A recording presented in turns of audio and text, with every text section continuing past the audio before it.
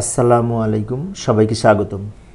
BCS কর্মকর্তাদের বিভাগীয় পরীক্ষার যে সমস্ত প্রশ্ন আছে, এই যে প্রথম পত্রের জন্য গুরুত্বপূর্ণ প্রশ্নসমূহ, বিশেষ করে বিধি, ধারা, অনুচ্ছেদ সহ আমি আলোচনা করার চেষ্টা করব। কোন কোন প্রশ্নগুলি পরীক্ষার জন্য গুরুত্বপূর্ণ, শুধুমাত্র সেইগুলি আলোচনায় আছে। আমি মোহাম্মদ সিরাজুল ইসলাম। আরেকটি বিষয়, ইতিপূর্বে আমি এই টিকাসমূহ আলোচনা করেছিলাম, গুরুত্বপূর্ণ টিকাসমূহ। আশা করি এই আলোচনাটি আপনারা দেখেছেন। তো লক্ষ্য করি, প্রথমে আসি গণপ্রজাতন্ত্রী বাংলাদেশের সংবিধান থেকে কোন কোন প্রশ্নগুলি আসার মতো। যেমন যে সংবিধান কি, সংবিধানের প্রকারভেদ ও বৈশিষ্ট্য লিখুন, এই প্রশ্নটি কিন্তু বিভিন্ন সময় আসে পরীক্ষায়। এরপরে আসি রাষ্ট্র পরিচালনার মূল নীতিসমূহ বর্ণনা করুন বা ব্যাখ্যা করুন। এই বিশেষ করে অনুচ্ছেদ 8 থেকে 25-এর মধ্যে বলা হয়েছে, এই প্রশ্নটা গুরুত্বপূর্ণ। পাশাপাশি অবৈতনিক ও বাধ্যতামূলক শিক্ষা অনুচ্ছেদ 17-তে বলা হয়েছে। আমি মূলত এই যে বিভিন্ন অনুচ্ছেদ, বিধি, ধারা প্রত্যেকটা প্রশ্নের পাশে উল্লেখ করার চেষ্টা করব, যাতে আজকের আলোচনাটি দেখলে অন্তত ফার্স্ট পার্ট থেকে যত প্রশ্ন আসে সবগুলি আজকে আমি আলোচনা করব, ধারা, বিধি উল্লেখ সহ। সেজন্য এই আলোচনাটি যদি আমরা বারবার দেখি, আশা করি বিশেষ করে প্রশ্ন কোন ধারাতে কি বলা আছে, কোন বিধিতে কি বলা আছে, কোন অনুচ্ছেদে কি বলা আছে, সেগুলি ইনশাল্লাহ মনে থাকবে। 3 নম্বর প্রশ্নটি হচ্ছে মৌলিক অধিকার। সংবিধানে উল্লেখিত মৌলিক অধিকার সম্পর্কে এই অনুচ্ছেদ 27 থেকে 44 নং অনুচ্ছেদে বলা হয়েছে। আইন প্রণয়ন প্রক্রিয়া অনুচ্ছেদ 80-তে বলা হয়েছে, তাই না? মহাহিসাব নিরীক্ষক ও নিয়ন্ত্রক এর দায়িত্ব, কর্তব্য, কর্মের মেয়াদ সম্পর্কে বলা হয়েছে অনুচ্ছেদ 127 থেকে 129। 127 থেকে 129, যদিও এখানে 127 থেকে 132 পর্যন্ত বলা আছে, কিন্তু 31-32 দুটি মূলত হিসাব সম্পর্কিত, সেকেন্ড পার্টের সাথে রিলেটেড। এর পরের প্রশ্নটি হচ্ছে যে প্রজাতন্ত্রের কর্মচারীদের নিয়োগ, কর্মের শর্তাবলী, মেয়াদ ও বরখাস্ত সংক্রান্ত বিধান 133 থেকে 135 অনুচ্ছেদে বলা আছে। অর্থাৎ এই সরকারি চাকরিজীবী, চাকরির জন্য যারা বিশেষ করে প্রস্তুতি নিচ্ছে, সেই চাকরির নিয়োগ কিভাবে হবে, কর্মের শর্তাবলী কী, মেয়াদ এবং বরখাস্ত সম্পর্কে বিভিন্ন বিধান এখানে বলা আছে সরকারি প্রজাতন্ত্রের কর্মচারীদের। এরপরে আসি সরকারি কর্ম কমিশনের গঠন, সদস্য নিয়োগ, কর্মের মেয়াদ ও কমিশনের দায়িত্ব। যে কর্ম কমিশন আছে না, সরকারি কর্ম কমিশন, এর গঠন, সদস্য নিয়োগ এবং কর্মের মেয়াদ সম্পর্কে বলা আছে অনুচ্ছেদ 137 থেকে 140-এ। 137 থেকে 140-এ। এরপরে আসি, তো এই প্রশ্নগুলি সংবিধান থেকে ছিল। এই প্রশ্নগুলি আমার মনে হয়েছে বিশেষ করে বেশি ইম্পর্টেন্ট, সেই জন্য এগুলো উল্লেখ করেছি। এর বাইরে আরও আমরা দেখে রাখবো, কিন্তু এগুলো বেশি বেশি দেখব। তো এরপরে আসি সরকারি কর্মচারী আচরণ বিধিমালা 1979। এখান থেকে এই বিশেষ করে এই যে যাদের জন্য এই বিধিমালা প্রযোজ্য নয়, বিধি 2-এ বলেছে, 2-এ। আচ্ছা, এখানে একটি বিষয়, সেটা হচ্ছে এই যে পাশে আমি 8 নাম্বার লিখেছি, এটা কিন্তু সিরিয়াল নাম্বার, মানে প্রশ্নের সিরিয়াল নাম্বার, এটা কিন্তু বিধি বা ধারা না কিন্তু। এখন এরপরে পরিবারের সদস্য, বিধি 3-1 বলেছে। এখন এখানে অনেকে আমাকে প্রশ্ন করতে পারে যে প্রশ্ন কিভাবে আসবে, তাই না? আচ্ছা, এখানে অনেক সময় আসে যে সরকারি কর্মচারী ওই যে আচরণ বিধিমালা 1979 এর আলোকে নিম্নলিখিত বিষয়গুলির ব্যাখ্যা করুন। সেখানে থাকতে পারে পরিবারের সদস্য, থাকতে পারে এই যে উপহার দেওয়া নেওয়া, থাকতে পারে অন্য কোনো টপিকস বিষয়। তাহলে এই কোন বিধিতে বলা আছে তার আলোকে আমাদের ব্যাখ্যা দিতে হবে। আচ্ছা, উপহার দেওয়া নেওয়া, এটি এই বিধি 5-এ বলা আছে, এবং যৌতুক দেওয়া নেওয়া, এটাও কিন্তু বিধি 5-এ বলা আছে, তাই না?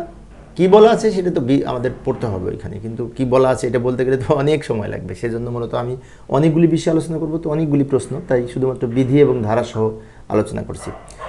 10 নম্বরে লিখেছি বিদেশি পুরস্কার, পদবি ও উপাধি গ্রহণ, বিধি 6-এ বলেছে বিদেশি পুরস্কার সম্পর্কে নেওয়া বা উপাধি গ্রহণ সম্পর্কে। তহবিল সংগ্রহ, বিধি 8-এ বলেছে। ধার গ্রহণ ও প্রদান, বিধি 10-এ বলেছে।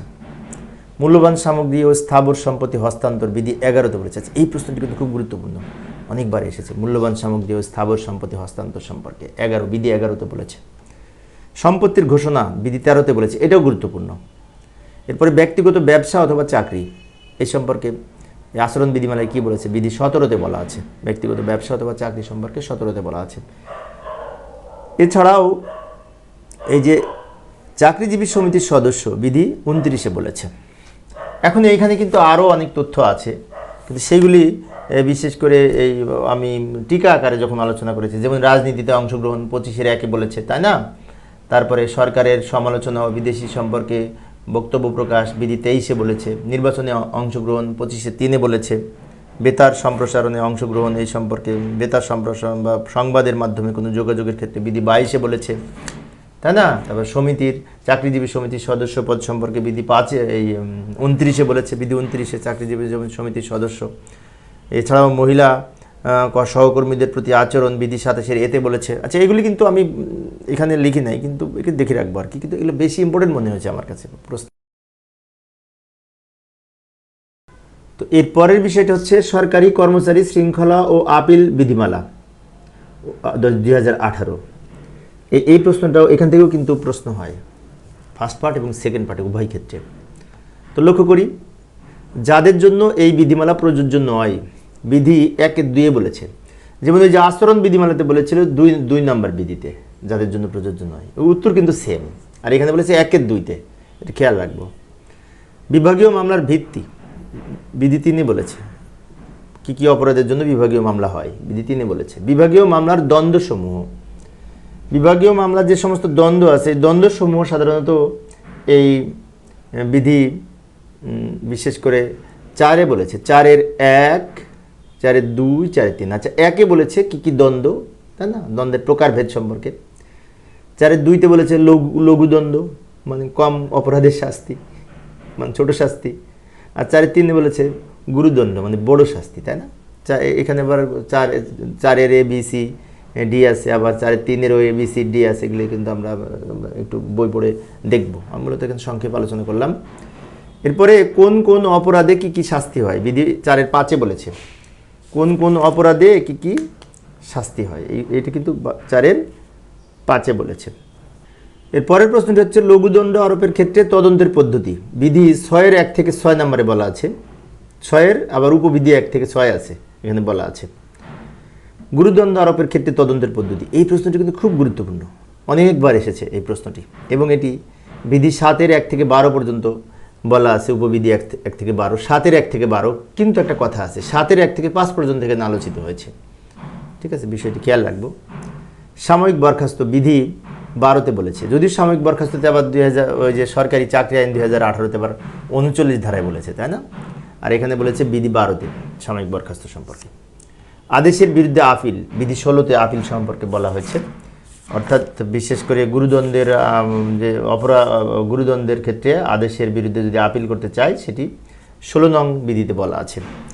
আপিল দায়েরের রীতি ও পদ্ধতি সম্পর্কে বলা আছে 18 নং বিধিতে, কীভাবে আপিল দায়ের করবে, তাই না। এবং এছাড়াও পুনর্বিবেচনা সম্পর্কে 22 নম্বরে বলেছে। সংশোধন ও পুনর্নিরীক্ষণ সম্পর্কে 23 নম্বরে বলেছে, তাই না। রাষ্ট্রপতি কর্তৃক আদেশ আবার আপিলযোগ্য নয়, এটি 24-এ বলেছে। তো এইগুলি বেশি ইম্পর্টেন্ট, আমি যেগুলো লিখে দিলাম আর যেগুলি বললাম এগুলো একটু মনে রাখার চেষ্টা করব।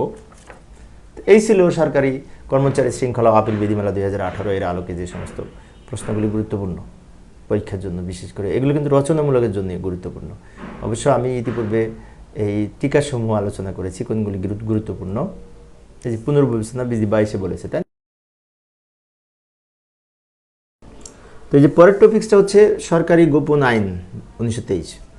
এখান থেকে যে প্রশ্নগুলি ইম্পর্টেন্ট সেগুলি যে হলুদ কালার দিয়ে রেখেছি আমি। নিষিদ্ধ এলাকা ধারা 2-এ বলেছে। গুপ্তচর বৃত্তির জন্য শাস্তি ধারা 3-এ বলেছে। নিষিদ্ধ ঘোষিত এলাকার ছবি, স্ক্রেচ প্রভৃতি সম্পর্কে ইত্যাদি সম্পর্কে নিষেধাজ্ঞা, এটা বলেছে 3-এর এতে। 3-এ 2টা আছে, একটা হচ্ছে গুপ্তচর বৃত্তির শাস্তি, আরেকটি হচ্ছে ছবি, এই যে স্কেচ ইত্যাদি সম্পর্কে 3-এর এতে বলেছে। বিদেশি এজেন্টের সহিত যোগাযোগ কতিপয় অপরাধের প্রমাণস্বরূপ হিসেবে গণ্য হবে, ধারা 4-এ বলেছে। তথ্যের বেআইনি হস্তান্তর ধারা 5-এ বলেছে। যেগুলো ইম্পর্টেন্ট সেগুলো আমি হলুদ কালার দিয়ে রেখেছি। মিথ্যা পরিচয় দান বা অননুমোদিত উপায়ে ইউনিফর্ম পরিধান করা ধারা 6-এ বলেছে। প্রহররত পুলিশ বা সেনাবাহিনীর সদস্যদের কাজে হস্তক্ষেপ করা যাবে না, এটি ধারা 7-এ বলেছে। গুপ্তচরকে আশ্রয়দানের শাস্তি ধারা 10-এ বলেছে। অপরাধের বিচার ধারা 13-তে বলেছে। ধারা 13-তে অপরাধের বিচার সম্পর্কে বলেছে, তাই না। এগুলি আমরা মনে রাখার চেষ্টা করি। এরপরে হচ্ছে যে বাংলাদেশ সরকারি কর্ম কমিশন পরামর্শকরণ প্রবিধানমালা 1979 আছে। এই টপিক্সটা অত্যন্ত গুরুত্বপূর্ণ। এখান থেকে প্রশ্ন 3টা প্রশ্ন আছে, 3টা প্রশ্নই অনেকবার এসেছে পরীক্ষায়, তো এইখানে যে এই প্রবিধানমালা 4-এ বলেছে, কি বলেছে? নিয়োগের জন্য বাছাইয়ের ক্ষেত্রে কমিশনের সাথে পরামর্শের প্রয়োজন নেই, প্রবিধান 4-এ বলেছে। আবার নিয়োগের জন্য যাচাইয়ের ক্ষেত্রে নিয়োগের জন্য যাচাইয়ের ক্ষেত্র ব্যতীত অন্যান্য ক্ষেত্রে কমিশনের সাথে পরামর্শের প্রয়োজন নাই, বিধি 5 থেকে 14-তে বলেছে।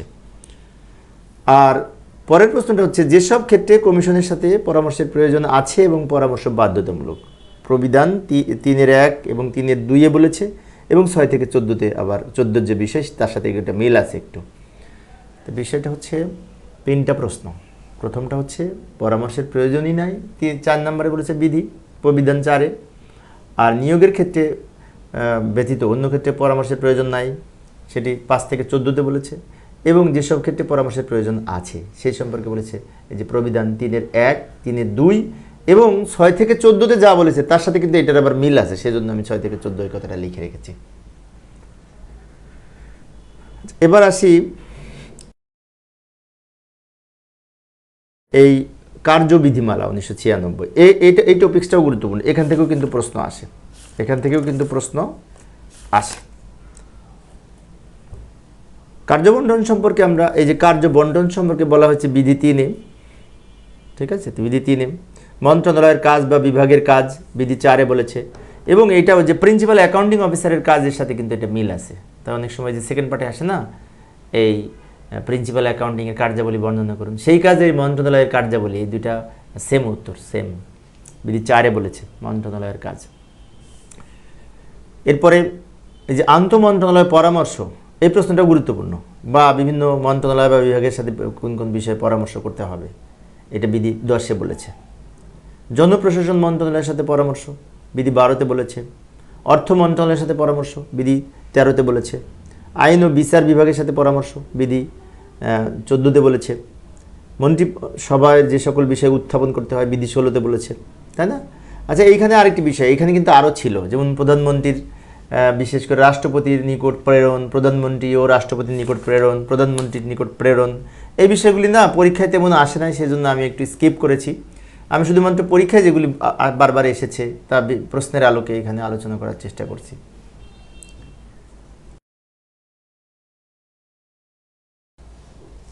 তো এর যে পরের বিষয় সেটা হচ্ছে সচিবালয় নির্দেশমালা 2024। এখান থেকে সাধারণত প্রশ্ন আসেই, এবং এই টপিক্সটা কিন্তু বড়, অনেকগুলি প্রশ্ন আছে। তো আমি ধারাবাহিকভাবে আলোচনা করার চেষ্টা করছি। লক্ষ্য করি, অধিশাখা নির্দেশনা 2-এর ক 2-এ বলেছে, অনুবিভাগ 2-এর ক 3-এ বলেছে, বিভাগ 2-এর ক 25-এ বলেছে, মন্ত্রণালয় 2-এর ক 28-এ বলেছে, এবং শাখা সম্পর্কে 31-এ বলেছে, তাই না? তাহলে এই যে 2, 3, 25, 28, 31 এটি একটু মনে রাখার চেষ্টা করব। এবং অধিশাখা দিয়ে শুরু হয়েছে মনে রাখার জন্য। সংযুক্ত দপ্তর সম্পর্কে নির্দেশনা 6-2-তে বলেছে, এবং অধস্তন অফিস সম্পর্কে নির্দেশনা 6-3-এ বলেছে। 6 আছে 2টা, তাই না? আচ্ছা, আরও আছে কিন্তু যেগুলো গুরুত্বপূর্ণ সেগুলো আমি আলোচনা করার চেষ্টা করছি। নথিপত্র ব্যবস্থাপনা নির্দেশনা 15-1-এ বলেছে, এবং ই নথি বা ইলেকট্রনিক নথি ব্যবস্থাপনা সম্পর্কে 15-7-এ বলেছে। তো এখানে আরও যে বিষয়গুলি আছে সচিবালয় নির্দেশমালায়, বিশেষ করে যে ডিজিটাল নথি নম্বরের গঠন ও কোড নির্দেশনা 42-5-এ বলেছে। এই প্রশ্নটা অত্যন্ত গুরুত্বপূর্ণ। তারপর রেকর্ডের শ্রেণী বিভাগ, এটাও গুরুত্বপূর্ণ, নির্দেশনা 91-তে বলেছে। এরপর আছে রেকর্ড বাছাই ও বিনষ্টকরণ, নির্দেশনা 101 থেকে 103-এ বলেছে। অফিস স্মারক নির্দেশনা 138-এ বলেছে। ডেমি অফিসিয়াল লেটার, যাগুলো ডিও লেটার যাকে বলে, নির্দেশনা 141-এ বলা হয়েছে। পরিদর্শনীয় বিষয়সমূহ নির্দেশনা 195-তে বলেছে। পরিদর্শন সম্পর্কে 193-তে বলা হয়েছে সম্ভবত। আর পরিদর্শনের যে সমস্ত বিষয়সমূহ এটার সম্পর্কে এই 195-তে বলা হয়েছে। এরপরে আরও আছে, লক্ষ্য করি, এই নাগরিক সনদ 263-তে বলা হয়েছে। নাগরিক সনদ সম্পর্কে 263-তে বলা হয়েছে। নাগরিক সনদটা কিন্তু এই যে first part, second part, third part, 3টার জন্য গুরুত্বপূর্ণ নাগরিক সনদ।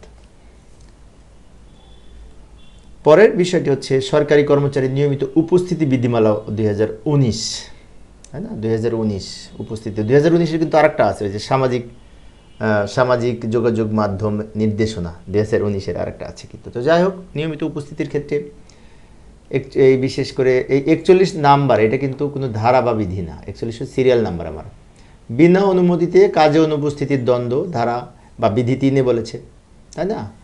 বিনা অনুমতিতে অফিস ত্যাগের দণ্ড বিধি 4-এ বলেছে। বিলম্বে উপস্থিতির দণ্ড বিধি 5-এ বলেছে। অপরাধের পুনরাবৃত্তি বিধি 6-এ বলেছে এবং পুনর্বিবেচনা বিধি 7-এ বলেছে। ঠিক আছে, 3 থেকে 7। তো এবার আসে বিভিন্ন প্রকার ছুটি। যদিও এখানে এই যে নির্ধারিত ছুটি বিধিমালা 1959-এ বলা আছে, কিন্তু আমি না বিস্তারিত সব ছুটি, প্রায় 17 ধরনের ছুটি আছে, সবগুলি আলোচনা করার চেষ্টা করব। এখানে বিএসআর পার্ট 1-এ আছে 10টি। এই যে বিএসআর পার্ট 1-এ আছে 10টি ছুটি। সে 10টি আমি মনে রাখার জন্য এখানে একটি ছন্দ রচনা করেছিলাম যে অর্জিতের অসি, নৈশ ও মাসি নামে 3 জন বিবি ছিল। এই যে অর্জিত হচ্ছে অর্জিত ছুটি, অতে হচ্ছে এই অক্ষমতাজনিত ছুটি, শীতে হচ্ছে শিক্ষা ছুটি। এইভাবে আমি এটি ছন্দ বানিয়েছি যে অর্জিতের অসি, নৈশ ও মাসি নামের 3 জন বিবি ছিল। 3 বিবি মানে তিনটা বিয়ে আছে আর কি। তো যাই হোক, এই নিচে আমি আলোচনা করতেছি। প্রথমে আসি অর্জিত ছুটি। বিএসআর পার্ট 1-এর বিধি এই 145-এ বলেছে অক্ষমতাজনিত বিশেষ ছুটি। এই যে অত হচ্ছে অক্ষমতাজনিত বিশেষ ছুটি। বিএসআর পার্ট 1-এর বিধি 192 থেকে 193-তে বলা আছে। শিক্ষা ছুটি বা অধ্যয়ন ছুটি যাকে বলে, এই যে বিধি 194-তে বলা আছে। নৈমিত্তিক ছুটি, যদিও নৈমিত্তিক ছুটি চাকরি বিধিমালার স্বীকৃতি কোনো ছুটি নয়, তারপরেও এটি কিন্তু 195-এর বিধির আলোকে এটি দেয়া হয়ে থাকে। সঙ্গ নিরোধ ছুটি বিএসআর পার্ট 1-এর বিধি 196-তে বলেছে। মাতৃত্বকালীন ছুটি বা প্রসূতি ছুটি, এই যে বিধি 197-তে বলেছে। চিকিৎসালয় ছুটি, এই যে এই যে মাতে মাতৃত্বকালীন, চিতে চিকিৎসালয় ছুটি, এই যে এই উপরে প্রত্যেকটা অক্ষর দিয়ে আমি উপরে ছন্দটা নির্ণয় করেছিলাম। অর্জিতের অসি, নৈশ ও মাছি নামে 3 জন বিবি ছিল। 3 জন বিবি কেন, কিসের জন্য আমি নিচে বলছি। চিকিৎসালয় ছুটি, তাই না, 198 থেকে 201-এ বলেছে। বিশেষ অসুস্থতাজনিত ছুটি, এই যে 3 জন বিবির প্রথম বিয়ে হচ্ছে বিশেষ অসুস্থতাজনিত ছুটি, বিধি 202-এ বলেছে। বিভাগীয় ছুটি, দ্বিতীয় বিভাগীয় ছুটি বিধি 203-এ বলেছে। এবং বিনা বেতনের ছুটি 303-এ বলেছে। যে 3 বিবি না, 3 বিবি মানে কি, বিশেষ, বিভাগীয়, বিনা, এইগুলি। তো এই 10টা ছুটি কিন্তু বিএসআর 1-এ আছে, বিএসআর পার্ট 1-এ আছে। ঠিক আছে, এইবার আরও ছুটি আছে কিন্তু, আরও অন্য বিভিন্ন, যেমন এই যে নির্ধারিত ছুটি বিধিমালা 1959-এও তো বলা আছে 3 ধরনের 3টা ছুটি। সেখানে কি বলা আছে লক্ষ্য করি।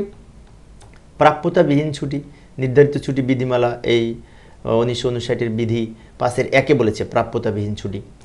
অবকাশ বিভাগের ছুটি বিধি 8-এ বলেছে এবং অসাধারণ ছুটি বিধি 9-এর 3-এ বলেছে। ঠিক আছে, এই 3টা ছুটি আছে নির্ধারিত ছুটি বিধিমালা 1959-এ। আরও 4টা ছুটি আছে, 4 ধরনের ছুটি আছে। সেগুলি কি লক্ষ্য করি। যে শ্রান্তীয় বিনোদন ছুটি, এটা সরকারি চাকরি শ্রান্তীয় বিনোদন ভাতা বিধিমালা 1979-তে বলেছে। তা 79-তে কিন্তু 5টা বিধিমালা আছে, 5টা ইতিপূর্বে আলোচনা করেছিলাম আমি। বাধ্যতামূলক ছুটি, সরকারি কর্মচারী শৃঙ্খলা আপিল বিধিমালা, এই যে 5-এর-কতে বলে আপিল বিধিমালা 1985-এর 5-এর-1-এ বলেছে, 5-এর-1-এর-কতে। আচ্ছা, এই ছুটিটা হচ্ছে বাধ্যতামূলক ছুটি। এটি হচ্ছে অনেক সময় বিভিন্ন অপরাধের কারণে এই সাময়িক বরখাস্তের পরিবর্তে এই ধরনের বাধ্যতামূলক ছুটি দেওয়া হয়। তো যাই হোক, আমরা বিধিতে পড়ে নিব। 1985 সালের শৃঙ্খলা আপিল বিধিমালা আছে না, এর 5-এর-1-এ বলেছে। এরপর আছে অবসরোত্তর ছুটি, সরকারি চাকরি আইন 2018-এর ধারা 47-এ বলেছে অবসরোত্তর ছুটি। ঠিক আছে, এবং সাধারণ ছুটি, সাধারণ ছুটি বা সরকারি ছুটি, সাধারণ ও সরকারি ছুটি, এটা 17 নম্বরে 3 ধরনের আছে। একটা হচ্ছে সাধারণ ছুটি, নির্বাহী আদেশের ছুটি এবং ঐচ্ছিক ছুটি। এই ছুটিগুলি আবার নেগোসিয়েবল ইনস্ট্রুমেন্ট অ্যাক্ট 1881-এর ধারা 25-এ বলেছে। নেগোসিয়েবল ইনস্ট্রুমেন্ট অ্যাক্ট 1881, এটা আমরা যখন বিশ্ববিদ্যালয়ে পড়েছি তখনও এই আইনটা সম্পর্কে পড়েছিলাম, বিশেষ করে এই বিভিন্ন বিজনেস আইন পড়ার সময়। তো যাই হোক, 17 ধরনের ছুটি আমি আলোচনা করেছি বিধি ধারা সহ। এখন এগুলি ব্যাখ্যা কিন্তু আমি দিই নাই, ব্যাখ্যা কিন্তু বই থেকে পড়তে হবে। ব্যাখ্যা দিতে গেলে তো আজকের ক্লাসটা শেষ করতে পারবো না, অনেক সময় লাগবে। তো পরের টপিকসটা হচ্ছে সরকারি চাকরি আইন। সরকারি চাকরি আইন এটা একটা বিশেষ করে খুব গুরুত্বপূর্ণ একটি টপিকস। এখান থেকে কোন কোন প্রশ্নগুলি আসার মতো আছে, বিশেষ করে আমি ইতিপূর্বে টিকাতে আলোচনা করেছি, ওগুলো বাদে বাকিগুলো আলোচনা করেছি। লক্ষ্য করি বিভিন্ন প্রকার অবসর সম্পর্কে বর্ণনা করব আমি এখানে, বিশেষ করে রচনামূলক প্রশ্নের জন্য। শাস্তিমূলক ব্যবস্থা হিসেবে বাধ্যতামূলক অবসর, এটা ধারা 32-এ বলেছে, 32-এ শাস্তিমূলক ব্যবস্থা হিসেবে বাধ্যতামূলক অবসর। গুরুদণ্ড, সরকারি কর্মচারীর অবসর গ্রহণ, স্বাভাবিক অবসর গ্রহণ, এটা 43 ধারায় বলেছে। ঐচ্ছিক অবসর গ্রহণ ধারা 44-এ বলেছে। সরকার কর্তৃক বাধ্যতামূলক অবসর দান, এটি ধারা 45-এ বলেছে। আচ্ছা, এই 44 আর 45-এর মধ্যে একটা মিল আছে। 25 বছর চাকরি পূর্ণ হওয়ার পর কেউ যদি ঐচ্ছিক অবসর নেয়, সেটাকে বলে 44 ধারা। আর 25 বছর চাকরি পূর্ণ হওয়ার পর সরকার যদি বাধ্যতামূলক অবসরে পাঠায়, সেটা হচ্ছে 45 ধারা। তার মানে 44-45 সাথে কিন্তু 25 বছরের একটা মিল আছে, তাই না? মনে রাখবো। এরপরের প্রশ্নটা হচ্ছে, লক্ষ্য করি, অক্ষমতাজনিত অবসর ধারা 46-এ বলেছে, 46-এ, এবং এই অবসরোত্তর ছুটির ধারা 47-এ বলেছে। এছাড়াও এইখানে যে চুক্তিভিত্তিক নিয়োগ ধারা 49-এ বলেছে, চুক্তিভিত্তিক নিয়োগ। এবং এখানে আরেকটা বিষয়, সেটা হচ্ছে এই সরকারি চাকরি আইনের আরও কয়েকটা টপিকস আছে, আমি আলোচনা করি না, লেস ইম্পর্টেন্ট একটু সেই জন্য। যেমন নির্ধারিত সময়ে সরকারি সেবা প্রদান, নির্ধারিত সময়ের মধ্যে সরকারি সেবা প্রদান বিধি 25-এ বলেছে, ধারা 25-এ বলেছে। এবং দ্বন্দ্ব সম্পর্কিত 32-এ বলেছে, বললাম। সাময়িক বরখাস্ত 39 ধারায় বলেছে, ঠিক আছে। বিভিন্ন প্রকার অবসর আমি কিছুক্ষণ আগে আলোচনা করলাম। তো এইগুলি ছাড়াও বিশেষ করে আরও যে সমস্ত এই চাকরি হতে ইস্তফা 53 নম্বর ধারায় বলেছে, তাই না? আউটসোর্সিংয়ের মাধ্যমে সেবা গ্রহণ 54 ধারায় বলেছে। এগুলি আমরা মনে রাখার চেষ্টা করব। যেগুলো এখানে লিখেছি এগুলি বেশি ইম্পর্টেন্ট রচনামূলক প্রশ্নের জন্য, যদিও আমি টিকায় এগুলো আলোচনা করেছিলাম সম্পূর্ণ।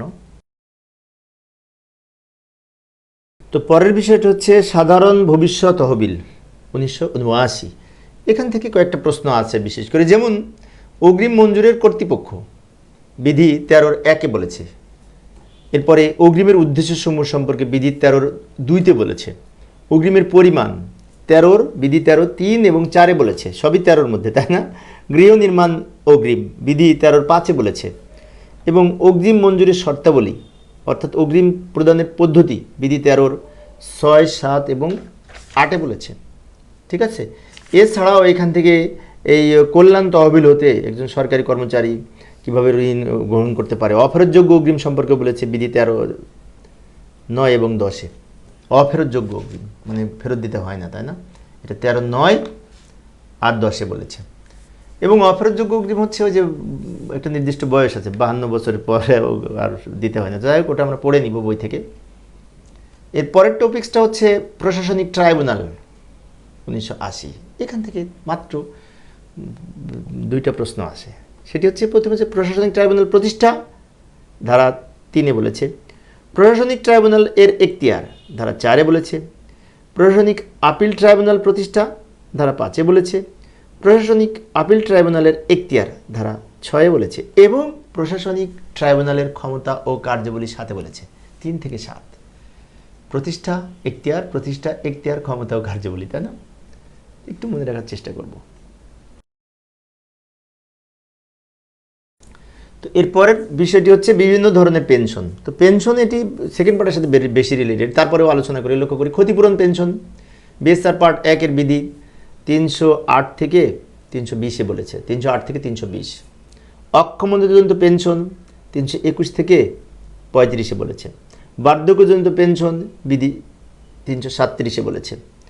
অবসরজনিত পেনশন বিধি, এটা আবার ওই 2018 সালে যে সরকারি চাকরি আইন আছে ধারা 44-এ বলেছে অবসরজনিত পেনশন, ওই যে স্বাভাবিকভাবে অবসর গ্রহণ করলে ঐচ্ছিক এটা ঐচ্ছিক অবসর গ্রহণিত পেনশন যেটা বলছে। পারিবারিক পেনশন, পেনশন সহজীকরণ আদেশ 2020-এর সংযোজনী 19-এ বলেছে। অসাধারণ পেনশন এই 403 থেকে বিধি 403 থেকে 428-এ বলেছে। এগুলো মনে রাখাই তো জটিল। পেনশন প্রাপ্তির যোগ্যতা বিধি 246 থেকে 249-এর মধ্যে বলেছে। পেনশন যোগ্য চাকরির শর্তাবলী বিধি 258 থেকে 284-তে বলেছে। এগুলো একটু মনে রাখা কঠিন, তাই না?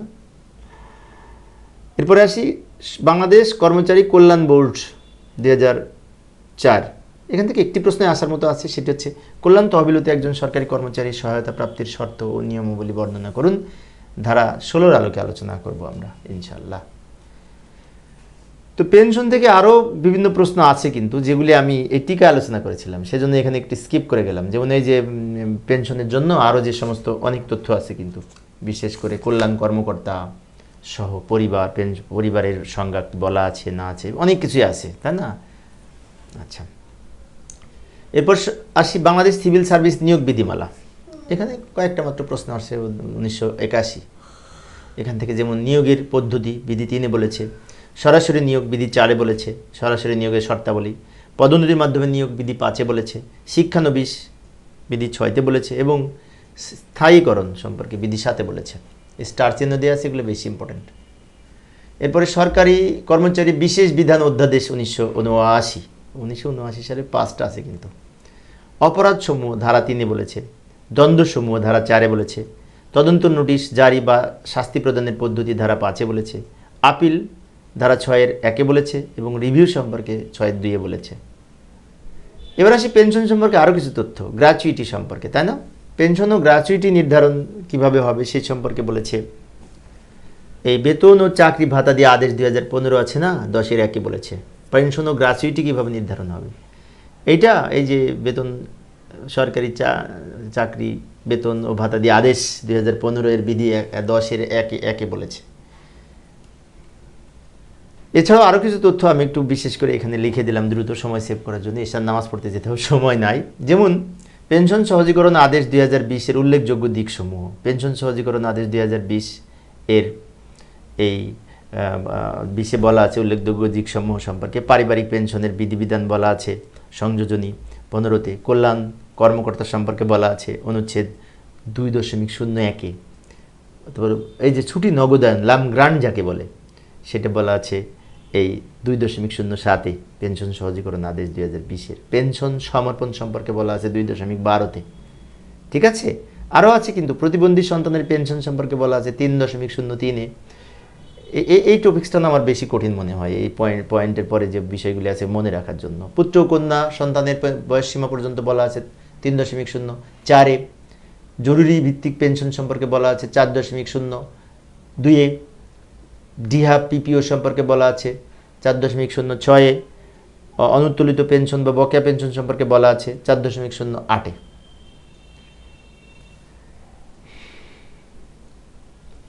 তো প্রিয় সুধীবৃন্দ, এই ছিল আজকের আলোচনা। বিশেষ করে একটি লম্বা আলোচনা ছিল, তাই না? তো অনেকগুলি আলোচনা করেছি, এগুলি মনে রাখলে না আমরা বিশেষ করে প্রশ্ন আসলে আমাদের বুঝতে পারা সহজ হবে। তো পরিশেষে সবাই ভালো থাকবে এবং সুস্থ থাকবে।